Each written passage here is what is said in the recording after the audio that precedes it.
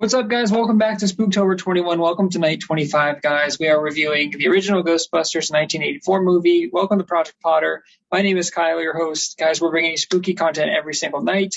I'm just going to be honest, guys. This is going to be a very, very quick review. I did not really like this movie, and I know that might be an unpopular opinion, but I'm going to kind of quickly speak my mind here. Also, this is going up late on night 25, so I got to get this up. And apologies, guys, but go check out the other content and appreciate you guys for stopping by. So, if you guys haven't seen it before, we do a quick recap. We do favorite characters, best scenes, worst scenes, and a score out of 10. Really basic stuff, guys.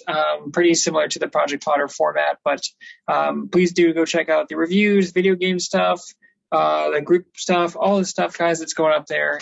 But this movie, guys, Ghostbusters, I mean, you know what it's about. There's a bunch of guys, bunch of nerdy guys. Everyone in this fucking movie is nerdy. I don't understand. There's no really cool characters, including Bill Murray's character in this movie. And so the whole thing, it's Dr. Peter Vankin, I think, Ray Stantz, and I guess it is Spangler. I don't even know if I'm saying those right because I had such little interest in this movie, guys, where I was like on my phone, like just zoning out in this movie because it just did not capture my interest. And this was the first movie that really disappointed me because I know this is a cult classic and I was excited. And, you know, we've had The Shining so far. At the beginning of the month, we had Nightmare Before Christmas, which I loved. We had Hocus Pocus. I had a ton of fun with Hocus Pocus, even if it wasn't my favorite movie. This one just, they dropped the ball hard. Yeah, these bunch of nerds, they're into, I don't even know, I guess they're all scientists. They're into ghosts and shit. I don't even know how they started getting into that. I guess they're just naturally curious about it. We start off in the library. There's an old lady going through, and then these cards are going through everywhere. And then there's a creepy ass ghost that gets in her face. She's kind of petrified, like in Harry Potter, but not nearly near as cool as in Harry Potter. Talking about oh, this is going to be a good one. And then they talk to her about, how long have you been here?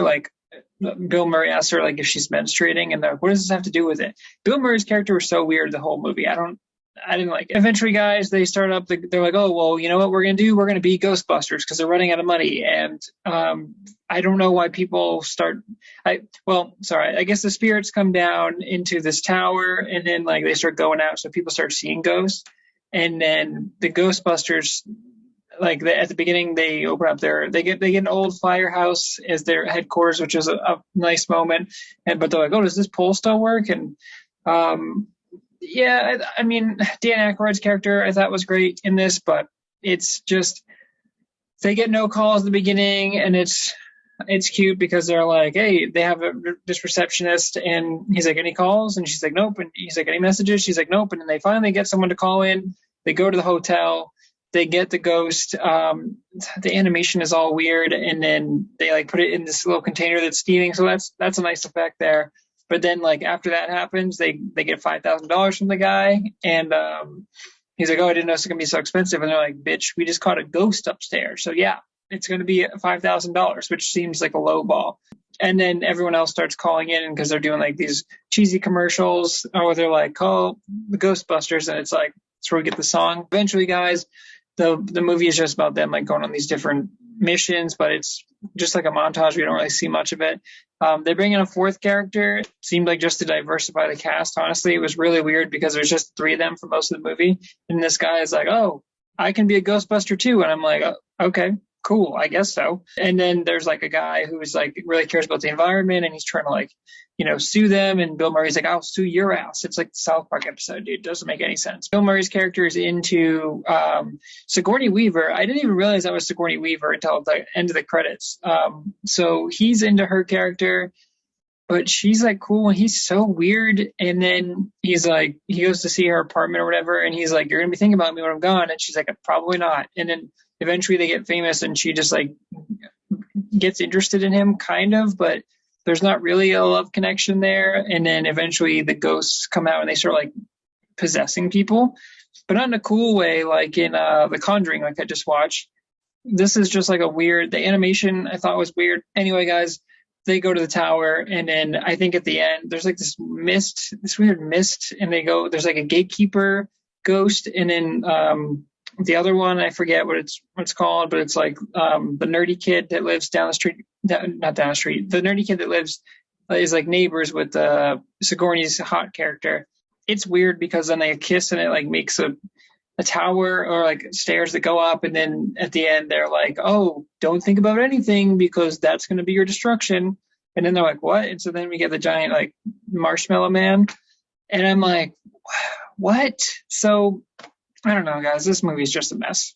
Okay, guys, yeah, that was my kind of very quick recap, kind of good, just because I was just like, what? Like, what? Why is this happening? I don't want to get into it, honestly, even though this is my channel making the content.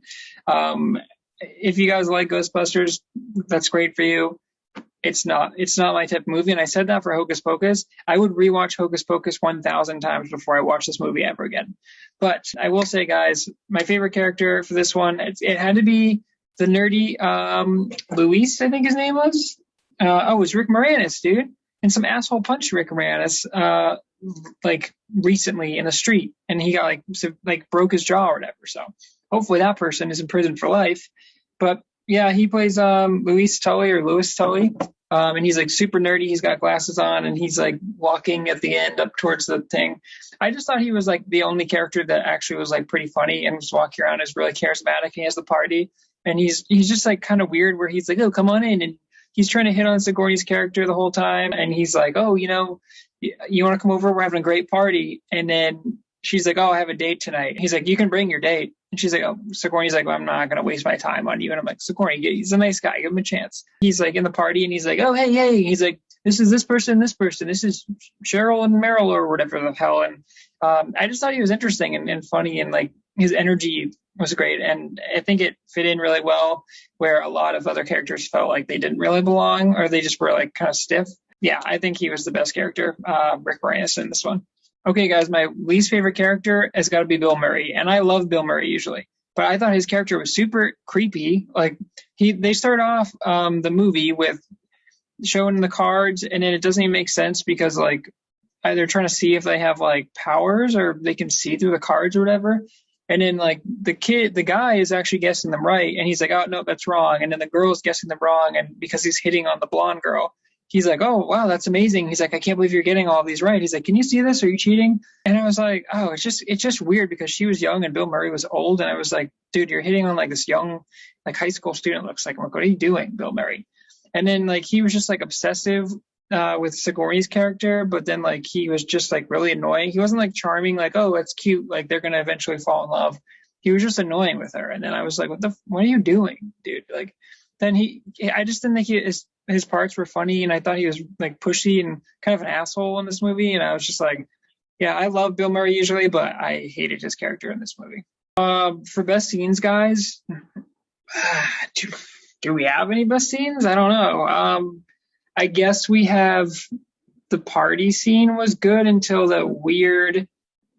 The animation is just so terrible in this movie. Like it's 1984. It's not like it was like 1964. Like they had technology, and it's like obviously they didn't have the budget for it. And it's just like I don't know. The Rick Moranis party scene is probably my favorite scene, but even though I didn't love it, I didn't really vibe with the Ghostbusters cast. I mean, I guess when they go to the hotel to get the ghost, it's okay, but like I didn't really feel their chemistry. And he's like, oh great, oh he slimed me, and it's like they were saying lines that should have been cool, and I was like, yeah, I'm not vibing with this. So I don't know. I guess those are my only couple best or good scenes in this movie.